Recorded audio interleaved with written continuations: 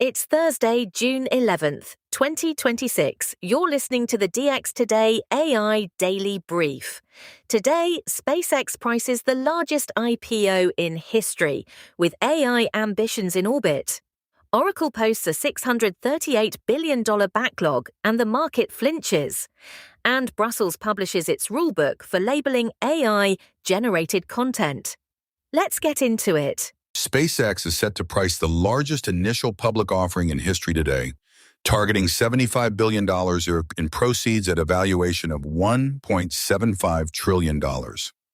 Trading opens Friday on the NASDAQ under the ticker SPCX. While the company is best known for rockets and Starlink, its roadshow leaned heavily on artificial intelligence, pitching investors on orbital data centers, satellites designed to run AI workloads in space where solar power is abundant and cooling comes free. Analysts say the offering has more than doubled the company's December valuation and will test investor appetite for capital-intensive AI infrastructure plays. The debut caps a wave of listings tied to AI this year, and Wall Street will be watching Friday's open closely. From orbit to earnings. Oracle reported fourth quarter results on June 10th, and the numbers underline how central AI has become to its business.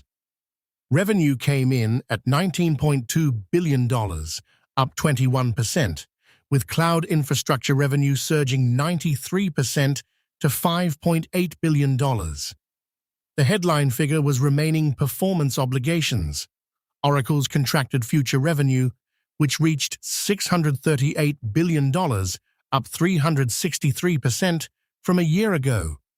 Co-chief executive Clayton McGuirk said the company signed $67 billion in AI infrastructure contracts during the quarter alone.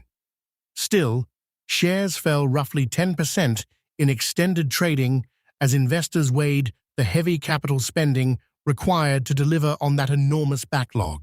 Speaking of Oracle's cloud, OpenAI says enterprise customers can now tap their existing Oracle Cloud spending commitments to access OpenAI models and Codex, the company's software engineering agent.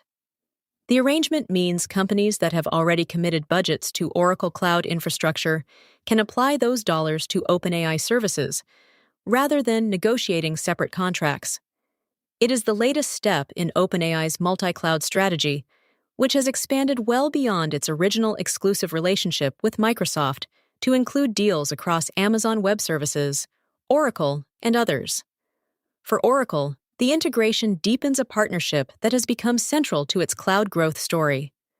For OpenAI, it removes procurement friction at exactly the moment enterprises are scaling up AI budgets. Now how it's all financed. Morgan Stanley expects global debt issuance tied to AI to more than double this year, to nearly $570 billion. The forecast, reported by Reuters on June 10th, says issuers in the AI space had already sold about $236 billion of bonds by the end of May, roughly 4 times the pace of last year. The borrowing covers hyperscalers like Amazon, Alphabet, Meta, Microsoft, and Oracle, plus chip makers and data center developers, as capital spending heads toward $1 trillion next year. For bond investors, including ordinary retirement funds, the bank notes the AI build-out is no longer just a stock story. It is becoming the largest single position in investment-grade credit. Next, fresh funding news. TensorWave, the cloud provider that builds AI infrastructure exclusively on AMD hardware, has raised a $350 million Series B at a $1.55 billion valuation. The round, announced June 10th, was co-led by AMD Ventures and Magnetar, with participation from Maverick Silicon, Nexus Venture Partners, and Western Frontier. TensorWave operates one of the largest AMD-based training clusters in North America, with more than 8,000 Instinct accelerators online, and says it has secured over 2 gigawatts of long-term data center capacity. The deal signals AMD's determination to fund an alternative to NVIDIA's ecosystem, one customer cluster at a time. More money moves now. DDN, the data storage company whose systems sit underneath many of the world's largest AI clusters, is preparing to raise fresh capital by the end of the year. Chief Executive Alex Buzzari told Bloomberg on June 10th that the company wants investors who can help it better reflect the value it creates for customers. DDN counts NVIDIA as a close partner, and its customer list includes Google and Salesforce. Demand for high-performance storage has soared as training runs grow larger and inference workloads multiply, and analysts increasingly see data infrastructure as the next layer of the AI stack to attract major capital. Storage rarely gets the spotlight, but feeding data to hungry GPU clusters has become serious business. On to model politics. Microsoft has told employees to steer clear of Anthropic's new Claude Fable 5 model just one day after its launch. The restriction, reported June 10th, stems from Anthropic's new data retention policy, which stores user prompts and outputs for 30 days, with material flagged by safety classifiers kept for up to 2 years. Fable 5 is absent from the internal model picker Microsoft employees use in internal versions of GitHub Copilot, while the company's legal teams assess the terms. Notably, Microsoft still offers Fable 5 to its own customers through GitHub Copilot and Microsoft Foundry. Anthropic says the retention window helps it counter novel attacks and jailbreak attempts targeting its systems. Now, workforce news. Salesforce filed notice on June 10th that it will cut 86 positions, spanning general administration, product, sales, and technology roles, as the company continues reshaping its workforce around AI. The filing follows a far larger reduction last September, when Chief Executive Mark Benioff said the company had trimmed about 4,000 customer support roles as AI agents took over more of that work. Salesforce has positioned its Agentforce platform as proof that AI agents can handle real enterprise workloads, and its own staffing decisions have become a public demonstration. Industry trackers count more than 240 layoff events across tech this year, and a majority of them explicitly cite AI or automation as a contributing factor. Across the Atlantic next.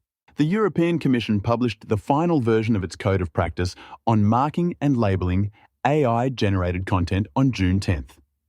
The voluntary code helps companies get ahead of transparency obligations under the EU AI Act, which take effect August 2nd of 2026. One section covers machine-readable marking and detection of AI-generated content aimed at providers of generative systems. Another covers labelling deepfakes and AI-generated text on matters of public interest, aimed at the organisations that deploy them. Brussels also released a set of standard icons that publishers and platforms can use to flag AI content for the public. Companies that sign on early get a head start on compliance, and regulators get a template they can point to. Staying with infrastructure. 3 major standards bodies want to bring order to the AI data center boom.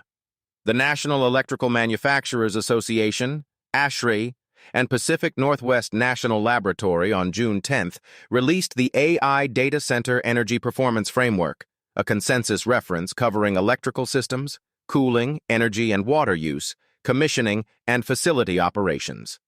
The framework arrives as power-hungry AI campuses strain utility grids and draw growing scrutiny over energy and water consumption. Its authors say developers, engineers, and operators need a common playbook for facilities that increasingly resemble industrial plants more than server rooms. With hundreds of gigawatts of AI capacity planned worldwide, shared standards could shape how the next wave gets built. Now, autonomous driving. Waymo says it has built a better yardstick for comparing robot drivers to humans. Working with researchers at TU Delft, the Alphabet-owned company published a paper in Nature Communications on June 10th describing a model based on active inference, the theory that a driver constantly imagines possible futures and steers toward the safest, most predictable one. The benchmark is designed to measure how the company's autonomous software stacks up against human driving in a principled, repeatable way. Waymo released the research code under an academic, non-commercial license for teaching and scientific use. The company now operates more than 3,000 robotaxis across 10 U.S. cities, serving over 500,000 paid rides every week. And one more robotaxi story. New tracking data suggests Tesla's robotaxi service is running far leaner than its map implies. A report published June 10th, citing robotaxi tracker data, counts only about 20 active unsupervised Tesla vehicles in Austin, even after the company expanded the service across roughly 245 square miles of central Texas on June 3rd.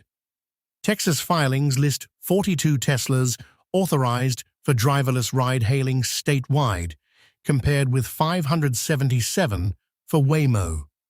The gap highlights two very different strategies. Tesla is betting a software rewrite will let a vast consumer fleet flip to autonomy, while Waymo scales a purpose-built fleet city by city. For now, the numbers favor the methodical approach.